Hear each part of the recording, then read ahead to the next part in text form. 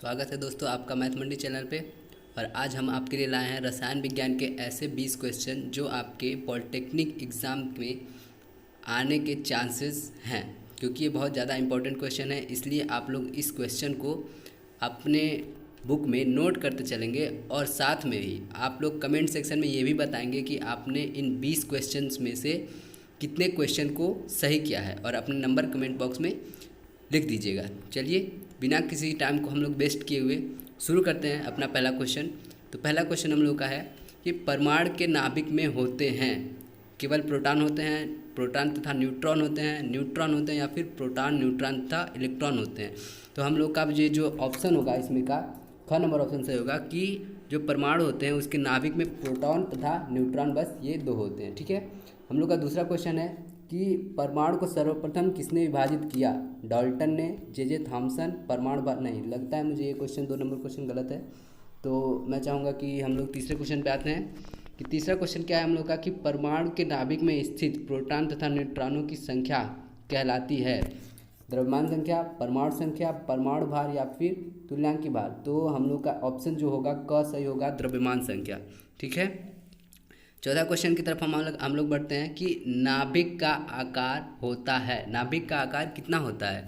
क 10⁻⁻15 सेंटीमीटर या फिर 10⁻⁻13 सेंटीमीटर या फिर 10⁻⁻8 सेंटीमीटर या फिर 10⁻⁻10 सेंटीमीटर। तो इसमें का जो आंसर सही होगा वो होगा ख नंबर 10⁻⁻13 सेंटीमीटर। आइए पांचवें क्वेश्चन की तरफ बढ़ते हैं हम लोग। तो पांचवा क्वेश्चन क्या कह रहा है कि निम्नलिखित में से कौन सा कथन असत्य है? तो परमाणुओं के संयोग से अणुओं का निर्माण होता है, ये तो सत्य लग रहा है। चलिए आगे देखते हैं कि परमाणु अविभाज्य है। चलिए आगे देखते हैं। उसके बाद तीसरा क्वेश्चन क्या, तीसरा ऑप्शन क्या कह रहा है हम लोग का कि एक ही तत्व के सभी परमाणु एक जैसे होते हैं, ये भी कथन सत्य है। एक ही तत्व के परमाणुओं के रासायनिक गुण समान होते हैं, ये भी सत्य है। तो हम लोग का जो ख नंबर ऑप्शन है वो असत्य है कि परमाणु अविभाज्य, जो कि परमाणु जो होता है वो विभाजित होता है। ठीक है। छठा क्वेश्चन देखते हैं हम लोग। क्या है छठा क्वेश्चन कि किसी तत्व का सूक्ष्मतम कण जो स्वतंत्र अवस्था में रह सकता है वो कहलाता है? अणु कहलाता है, परमाणु कहलाता है या फिर इलेक्ट्रॉन कहलाता है या प्रोटॉन कहता है? तो क ऑप्शन से होगा, अणु कहलाता है। ठीक है। चलिए सातवां क्वेश्चन देखते हैं।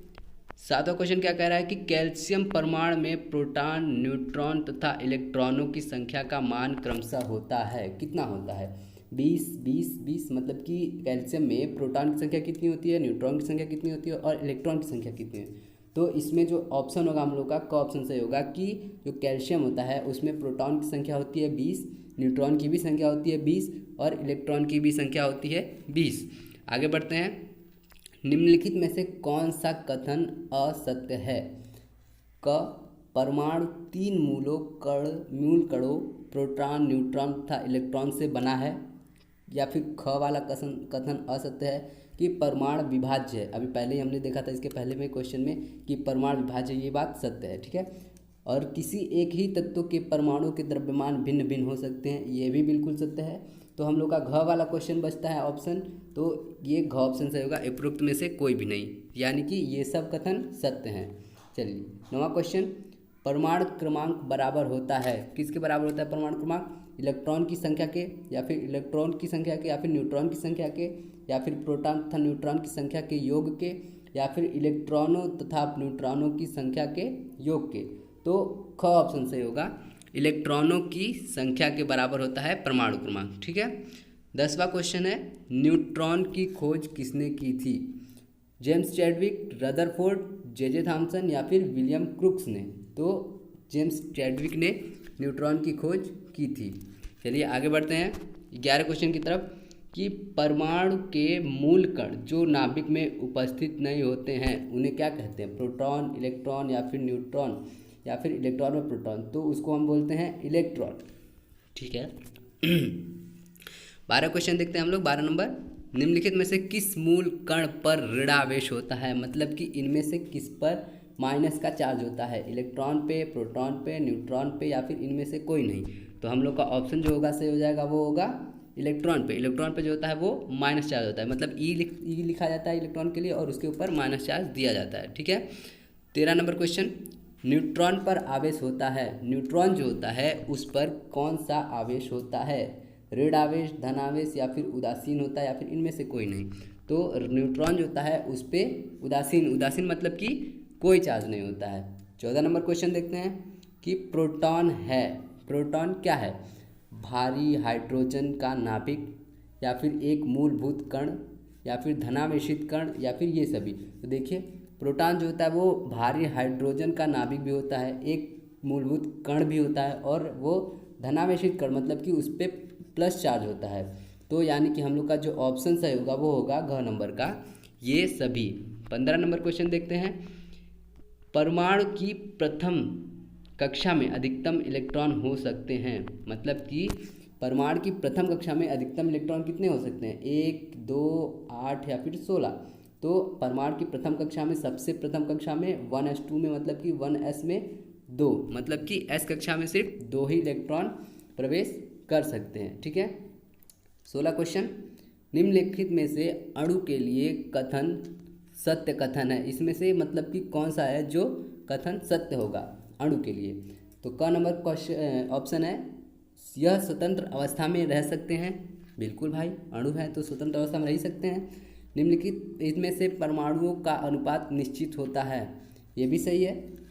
इसकी आणविक संरचना परमाणु की व्यवस्था को प्रदर्शित करती है, ये भी सही है। तो यानी कि हम लोग का 16 नंबर में घ ऑप्शन जो है वो सही होगा, उपरोक्त सभी। 17 नंबर क्वेश्चन है कि परमाणु का समस्त भार केंद्रित होता है, किस पर केंद्रित होता है? नाभिक पर, इलेक्ट्रॉन पर, प्रोटॉन पर या फिर न्यूट्रॉन पर? तो इसमें से हम लोग का जो होता है नाभिक पर, नाभिक पर जो होता है वो परमाणु का समस्त भार केंद्रित होता है। 17 नंबर क्वेश्चन, परमाणु के नाभिक के खोजकर्ता कौन हैं? गोल्डस्टीन, रदरफोर्ड, थॉम्सन या फिर चैडविक? तो इसमें रदरफोर्ड जो होगा वो हम लोग का करेक्ट ऑप्शन होगा। 19 नंबर क्वेश्चन देखते हैं हम लोग। 19 नंबर क्वेश्चन क्या कह रहा है कि CO2 मतलब कि कार्बन डाइऑक्साइड के अणु में कुल इलेक्ट्रॉनों की संख्या होगी। तो बताइए आप लोग, जल्दी बताइए और कमेंट में आप लोग अपने नंबर को लिख दीजिएगा कि आप लोगों ने 20 में से कितने क्वेश्चन सही किए हैं। तो बताइए कितने होंगे? कार्बन डाइऑक्साइड में कुल इलेक्ट्रॉनों की संख्या कितनी होती है?